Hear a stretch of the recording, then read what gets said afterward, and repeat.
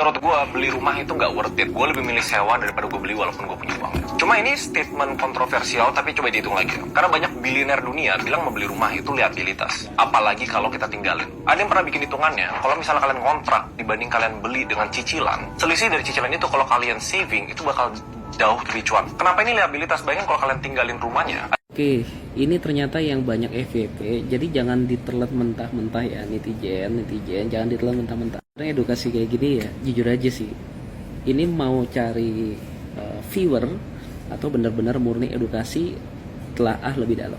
Dan pertanyaan gue sama kayak abang yang ini, Katanya beli rumah itu nggak penting, lebih baik nyewa.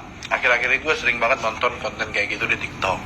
Jadi di dalam kontennya abangnya itu dia bilang banyak banget konten tuh yang bilang nggak penting, lebih baik sewa daripada beli. Nah abang itu tuh bilang, ya lu udah pernah berkeluarga belum? Itu pertanyaan pertama, udah berkeluarga belum? Kalau belum, ya worth it aja, itu terserah lu. Kalau tadi kita hitung, si bro Ronald si bro itu kita hitung dengan nilai misalnya sewa sama beli, ya gimana sih? Iya mendingan beli dong. Kalau misalnya lu udah sewa 10 tahun, 20 tahun, lu gak jadi apa-apa. Masa kayak gitu gak bisa ngitung? Kalau misalnya 20 tahun, iya kan? Lu sewa 5 juta per bulan. Sewa itu harganya naik terus. Ya kalau 10 tahun, 20 tahun ya lebih baik beli dong. Gimana sih? Beli lu bisa dapat asetnya walaupun kredit. Tapi kalau misalnya ngontrak 10 tahun, 20 tahun ya gak dapet. Gimana? Kita punya rumah, mertua mau ngunjungin kita, istri gua dikunjungin bisa, ya kan? Orang tua gua mau datang bareng-bareng sama mertua, kumpul-kumpul bisa. Nah kalau udah berkeluarga mindsetnya udah gitu, bukan masalah kredit atau nggak kredit atau beli atau sewa. Masalahnya kalau lu didatengin keluarga lu pasti ditanya omongan ya sama mertua dan lain-lain, itu rumahnya kredit atau masih kontrak, lu mau ngomong apa tuh? Keluar kita untung rugi ya. Terus yang statement yang ini, Liabilitas, bayangin kalau kalian tinggalin rumahnya, ada biaya maintenance, ada biaya perbetulan, ada pajak yang harus dibayar, belum lagi bunga KPR. masa kayak gini harus gua ajari? Kalau maintenance ya bisa, nggak selalu maintenance itu juga harganya berapa sih, wajar aja lah biar dicap dan lain-lain, nggak seberapa. Terus yang namanya pajak juga bisa nggak bayar dulu tiap bulan, tiap tahunnya.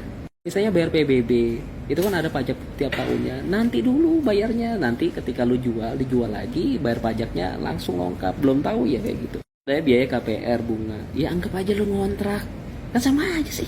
Nah ini maksud gue gini, terserah lu mindset di mana, tapi intinya lu jangan telan mentah-mentah. Entah itu nyari viewer atau viral lu. Mantap. Gue beli, gue bisa jadiin untuk cash flow, bentuk kontrakan, kos-kosan, atau apa yang bisa menghasilkan gue uang. Tapi ya itu perspektif pribadi, kalau kalian sendiri percaya beli rumah itu lebih worth it daripada nyewa rumah. Dan kalau ada waktu, coba deh iseng-iseng. Itu perbedaan nyewa sama KPR. Kalau selisihnya kalian taruh ke reksadana saham aja, siapa tahu bisa beda. Aku setuju loh kalau memang uangnya bisa buat usaha lebih baik ngontrak. Sebenarnya kalau misalnya teman-teman punya duit cash, contoh ya 1 miliar, terus 900 jutanya, maksudnya kan 900 jutanya untuk mungkin bisnis, 100 jutanya untuk sewa kan. Kita hitung bareng.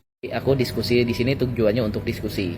Nah, teman-teman, ayo kita hitung-hitung bareng. Yang pertama, ada yang aneh di sini. Untuk sewa itu 20 juta per tahun. Perasaan gua apartemen aja nggak sampai di Jakarta 20 juta. Di Surabaya aja 25-30 itu per tahun. Itu aja masih studio. Tentu ya nego-nego juga kan yang sudah full nih. Sedangkan untuk belinya sendiri di sini 100 jutaan. 100 jutaan itu berarti 8 juta per bulan. Nggak sebanding. 8 juta per bulan itu kayak lo dapat rumah lumayan bagus 2 lantai. Kalau misalnya cicilan 8 juta itu udah 2 lantai udah dapet. Kalau dari sini aja udah salah dia ngitungnya untuk sewa dan beli. Terus yang kedua, biaya maintenance. Maintenance itu paling berapa sih guys ketika lu tempatin, dicat ulang atau di apa, paling 10 juta, 20 juta, nggak terlalu ngaruh. Terus biaya perbetulan paling berapa sih? Dan juga dipakai juga kan. Bayar pajak bisa tunda dulu bayar pajaknya. Anggap aja orang banyak yang nunggak pajak selama 5 tahun, 7 tahun. Yang terakhir bunga plus itu sebenarnya nggak terlalu ngaruh sih ya, kan sama aja sih. Sekarang ada yang namanya DP 0%, jadi teman-teman tinggal cicil aja. Kalau misalnya teman-teman menurut lu berat beli 1M, kan gua jual produk yang namanya beli rumah diskon 50%. Ya, teman-teman ya, gua beli rumah diskon 50%. Bahkan ketika lu ambil kredit, lu bisa dapat cashback. Contoh nih, karena lu belinya 500 juta, harga pasar 1M, lu pencairannya ke bank 800 juta, terus bayar orangnya 500 juta, lu masih ada selisih 300 juta. Selisih 300 juta itu masih lu buat bisnis. Ini nggak perlu pakai modal, ini ngomong nggak perlu pakai modal, yang penting lu bisa ambil kredit. Misalnya teknik kayak gitu masih teknik dasar.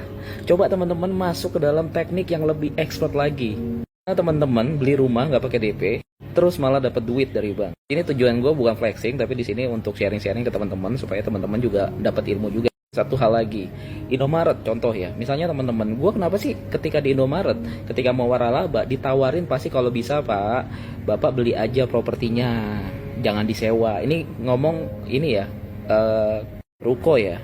Kenapa kok lebih baik beli? Karena kalau misalnya kita jadiin Indomaret, kita sewa 5 tahun, 5 tahun lagi nanti biar dia bakalan naikin harganya, dianjurkan untuk beli seperti itu. Semoga bermanfaat.